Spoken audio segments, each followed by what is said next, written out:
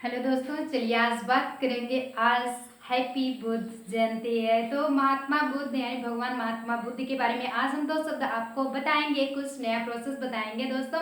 इसके पहले आपका टॉपिक जो चल रहा था, जो बात स्टार्ट हुई थे, वो तो आपको पढ़ाया जा रहा था, लेकिन साथ साथ आज बहुत ही खुश का दिन है कि हमारे ही जीवन में हमारे ही साथ रहे भगवान महात्मा बुद्ध।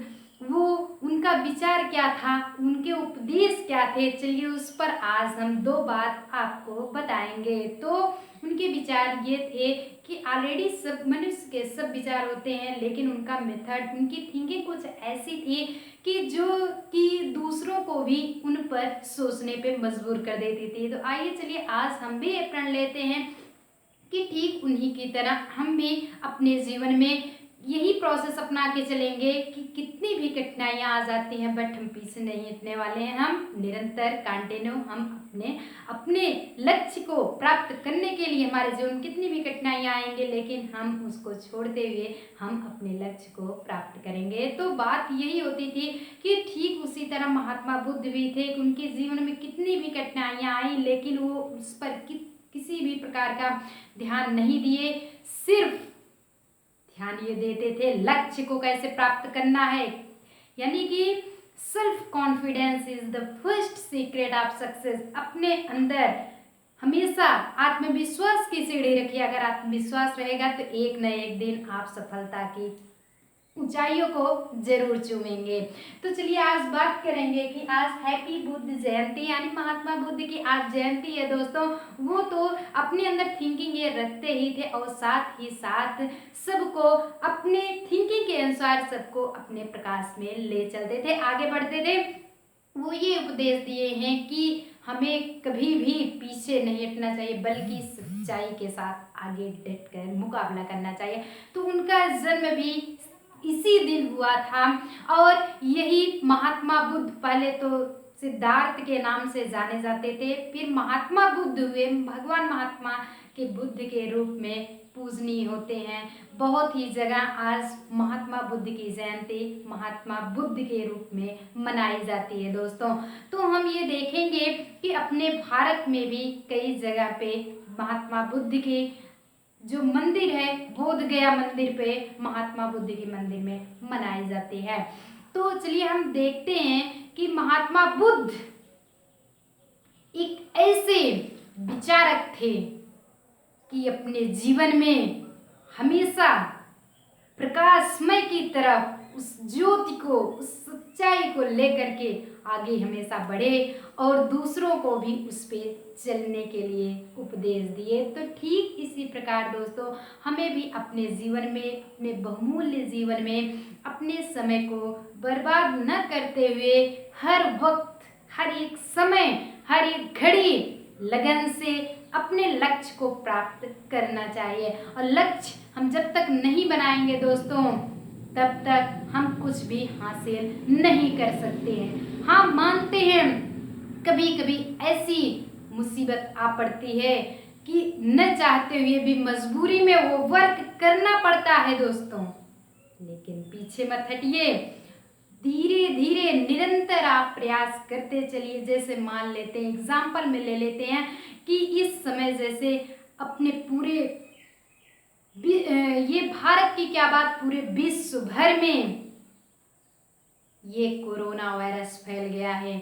और अगर जो आज बच गया, जो आज बचा के ले गया, वो कल कुछ स्पेशल होगा। तो कहने का मतलब है कि आज का जो दिन है अगर खराब है तो कल नया होगा, कुछ अच्छा होगा। तो इसलिए आप बच के रहें, बी सेफ्टी, बी केयरफुली दोस्तों। और साथ इसी के कहने का मेरा मतलब था कि अगर हम आज के दिन, इस बुरे दिन में अगर हम दुखों के साथ झेल के चल ले रहे हैं, तो कल का दिन कुछ स्पेशल होगा, कुछ रिफ्रेश नया होगा। तो सेम ऐसे महात्मा बुद्ध भी जीवन में प्रकाश डालते थे, जीवन में हमेशा कठिनाइयों से लड़ने के लिए तत्पर किया करते थे। अगर वही प्रोसेस हम लेकर के चलते हैं तो हम एक न एक दिन सफलता की ऊंचाइयों को जरूर चूमेंगे। तो इसी के बात पर आज चलिए हम शपथ लेते हैं दोस्तों कि आज से हम भी अपने लक्ष्य को, अपने लगन को, हमारा व्यवसाय क्या है, बिजनेस क्या है, पढ़ाई, स्टडी। तो आज से आप लोग भरपूर मन से लग जाइए, जुट जाइए दोस्तों, और फटाफट आप टॉप कर लीजिए। आगे पढ़ेंगे तभी तो आगे बढ़ेंगे।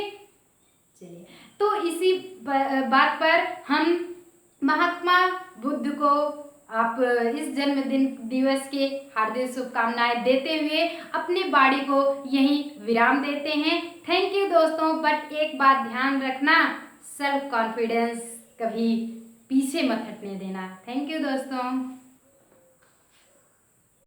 साथ साथ दोस्तों ये भी बताना चाहेंगे कि वो हिंसा परमो धर्म के विचारक थे, उपदेशक थे, और साथ ही साथ कई लोग अपने भारत में भी क्या पूरे विश्व भर में बुद्ध धर्म को यानी बौद्ध धर्म को अपनाते हैं, बौद्ध धर्म के अनुयायी थे। उनके कितने उपनिदेशक थे, उनके साथ कितने उनके अनुयायी, कहने का मतलब शिष्य थे दोस्तों। तो हिंसा परमो धर्म का अर्थ ही होता है कि जीवों पर रहम कीजिए, हिंसा ना करें। तो इसी के साथ हम आपको ये भी, आप कमेंट बॉक्स में ये कमेंट लिखेंगे, आपसे एक क्वेश्चंस भी पूछेंगे दोस्तों। अगर आपको रिप्लाई आपको अधिक क्वेश्चन का आंसर पता हो तो कमेंट बॉक्स में ज़रूर कमेंट कीजिएगा। देखते हैं कौन कौन इसकी रिप्लाई देते हैं। तो ये हिंसा परमो धर्म के साथ साथ महात्मा बुद्ध की कहीं भी देखिए मूर्ति एकदम शांत, सुशील और मुस्कुराते हुए क्यों दिखती है।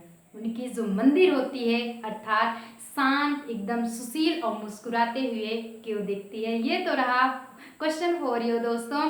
तो ये आप क्वेश्चन के रिप्लाई देंगे और साथ ही बने रहेंगे। अभी यही वीडियो ख़त्म नहीं होता है, नेक्स्ट वीडियोस में नेक्स्ट लेक्चर आपको लेकर के आए हैं। बताया था ना आपका व्यवसाय क्या है, स्टडी। तो अपने 4 पॉइंट पर हम बात यानी क्वाड्रेटिक इक्वेशन पर करेंगे। तब तक के लिए थैंक यू दोस्तों। पढ़ते रहिए, बेस्ट ऑफ लक। आप इन एडवांस बोर्ड में टॉप कीजिए दोस्तों।